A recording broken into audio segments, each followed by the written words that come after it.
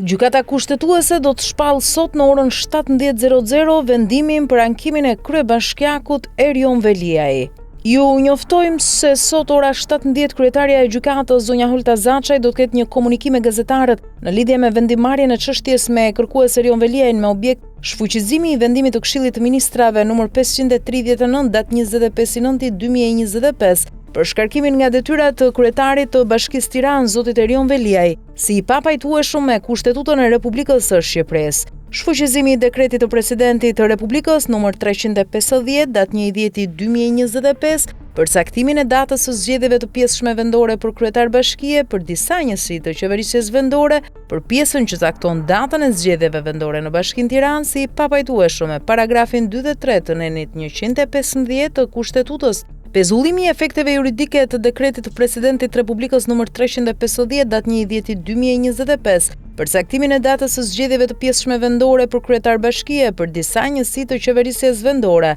për pjesën që cakton datën e zgjedhjeve vendore në Bashkinë Tiranës, zbatim të efekteve pezulluese që paragrafi 2 dhe 3 nenit 115 i Kushtetutës i një ankimit kushtetues të kryetarit bashkisë ndaj vendimit të Këshillit Ministrave për shkarkimin deri në marrjen e vendimit nga gjykata kushtetuese njofton kjo e fundit.